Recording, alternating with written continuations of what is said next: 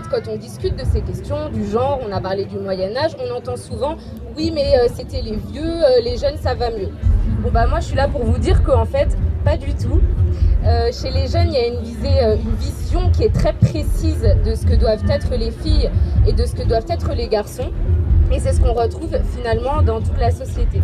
Donc moi j'entends des choses comme s'il y a des inégalités entre les filles et les garçons, parce que les jeunes les repèrent quand même, ils se rendent bien compte, ils nous parlent des inégalités salariales, ils nous parlent du fait que les filles elles font plus le ménage, que les garçons ils font plus autre chose et tout ça. Pour eux c'est à cause du physique. Nous ils nous disent que c'est parce que les garçons ils sont plus forts alors que c'est normal que ça soit eux qui soient PDG. Donc nous on est là pour questionner ça. Concernant la chambre à coucher et le respect qu'il peut y avoir dans la chambre à coucher, nous on intervient avec des collégiens, donc le sexe il est encore en imagination, en représentation. Et en fait on remarque qu'au collège, dans les espaces de parole qu'on libère, en fait les garçons et les filles sont hyper ignorants de ce qui se passe vraiment. Il y a beaucoup de choses qui sont fantasmées.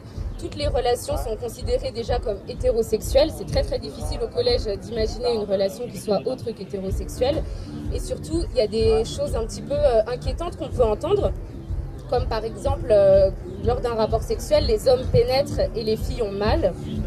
On entend ce genre de choses. On entend les filles crient parce qu'elles ont mal. Donc on entend des trucs comme ça. Et nous, quand on questionne ça, ça nous est arrivé donc de dire ah bon elles ont mal, mais est-ce que les filles elles n'ont pas des organes qui pourraient produire du plaisir? Et donc les garçons en pleine réflexion nous ont dit oui, les filles elles ont des glitoris. Voilà, donc on voit à quel niveau de connaissance on en est. Et en fait c'est jamais questionné, c'est très difficile d'en parler. Et pourquoi c'est très difficile d'en parler? Parce qu'en fait on a des attentes, les jeunes ont des attentes hyper fortes de ce que doivent faire les filles et ce que doivent faire les garçons. Et donc une fille qui aurait un comportement sexuel réel ou supposé qui serait différent de la normale, en fait c'est une fille qui est carrément à mettre à la poubelle. Ils vont dire que c'est une pute, que c'est une salope.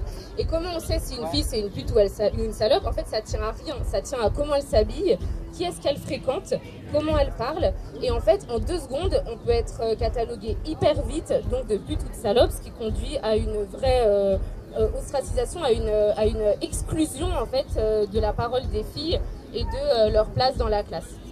Voilà, donc moi je trouve que c'est un peu que là, en 2017, c'est encore comme ça dans les classes, donc c'est important que, merci d'être là pour écouter parce que c'est cool qu'on puisse en parler. Et du coup, peut-être qu'on peut revenir à la chambre à coucher chez les adultes, après le collège. On constate dans la prévention, c'est que finalement, les jeunes ne sont pas libres.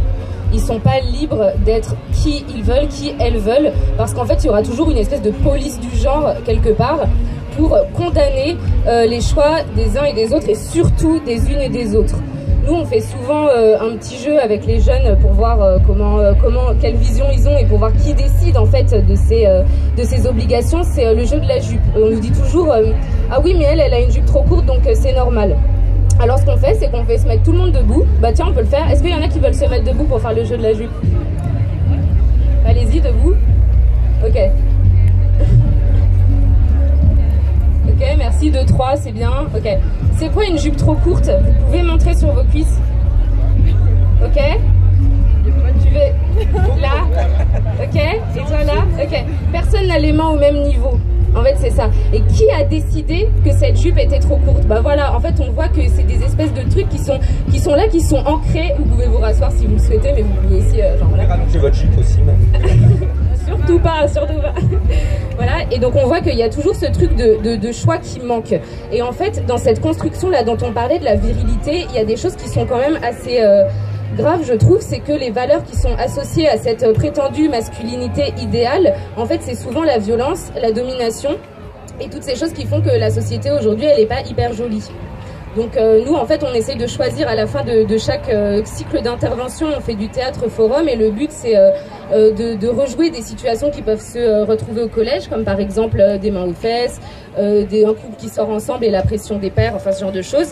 Et à chaque fois, on essaie de trouver des solutions non violentes, sauf qu'on se rend compte que c'est hyper difficile pour eux de trouver un truc qui soit pas violent. Il y a toujours le recours à la violence de la part de quelqu'un qui est un homme. C'est ah bah oui, mais lui il emmerde ta sœur, genre va demander à ton père ou à ton cousin ou à ton frère d'intervenir. Et c'est toujours comme ça que ça se fait. Aussi sur la liberté, justement sur ce sexuellement correct dont on parlait tout à l'heure, on voit que, enfin moi ce que je vois chez mes jeunes et ce qui m'étonne un petit peu, c'est qu'il y a une survalorisation du mariage et il y a une survalorisation du mariage et de comment c'est trop bien quand on est marié et qu'on est un couple. Et ce dont on se rend compte, c'est qu'ils disent des trucs du style « c'est bon, après ta femme, en fait, elle t'appartient ». Une fois qu'on est marié, c'est bon, et du coup ça légitime quoi? Ça légitime le viol conjugal, ça légitime éventuellement les violences conjugales, d'où le deuxième volet de notre intervention avec En Avant Toutes, où c'est l'accompagnement des femmes qui ont subi ça à travers un chat. On pourra vous en parler un peu plus tout à l'heure si vous avez des questions. Mais en tous les cas, c'est ça. Nous, on cherche plutôt à prévenir que guérir, mais malheureusement, on voit que pour l'instant, le chantier, il est encore immense et que c'est important aussi de guérir. Et donc, ce qu'on remarque, c'est que 98% des agresseurs, quand il y a de la violence dans le couple, c'est des hommes. Je parle là des couples hétéros, je vais me concentrer exclusivement sur cette question.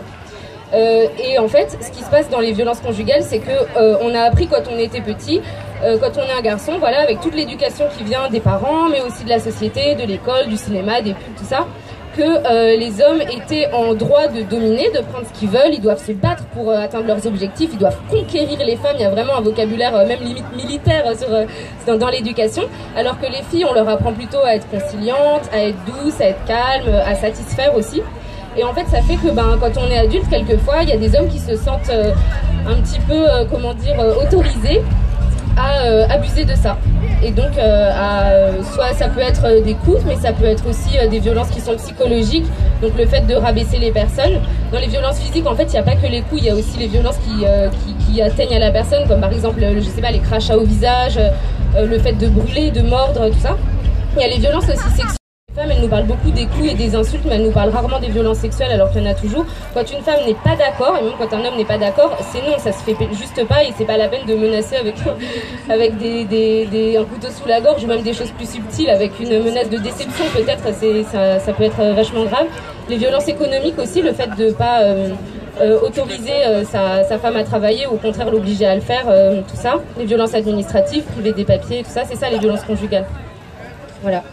Et en fait, il y a beaucoup de violences que subissent les femmes à cause du fait qu'elles sont des femmes. Voilà, le fait de haïr par exemple une femme qui aurait un comportement qu'elle juge est le sien, mais que les gens ne seraient pas d'accord pour qu'elle l'ait. Il y a des femmes, là il y a une femme par exemple, une italienne qui s'est fait défigurer à l'acide il n'y a pas très longtemps. C'est parce qu'elle est une femme et parce qu'elle représentait la beauté et le pouvoir, donc voilà. Le truc, c'est que aussi quand on est éduqué en tant que femme, on apprend aussi beaucoup à taire ces choses-là. En fait, on apprend qu'il faut donner du plaisir, qu'il faut être là, que de toute façon on va passer à la casserole. Moi, le nombre de copines qui m'ont dit ouais, franchement, j'avais pas envie, mais bon, je l'ai fait quand même, ça lui faisait plaisir. Bon, c'est à vous de vous révolter. Sauf qu'en fait, c'est aussi que peut-être que les garçons, ils pourraient être attentifs à ça, tu vois. Ça peut être aussi le premier pas. Si vous dites rien, on pourra pas. Oui, mais le truc, c'est qu'en fait, il y a aussi une pression là-dessus qu'il y a sur les femmes. Tu vois, t'ouvres un magazine féminin, on dit la pipe, c'est le ciment du couple, il faut y passer, sinon ça va pas. C'est tout un truc de société. C'est exactement ça qu'on dit. En fait, là, tout ce qui se passe, c'est la faute du patriarcat, en fait, et le patriarcat, il fait du mal à tout le monde à ce niveau-là. Il met la pression aux mecs et il tue et viole les femmes.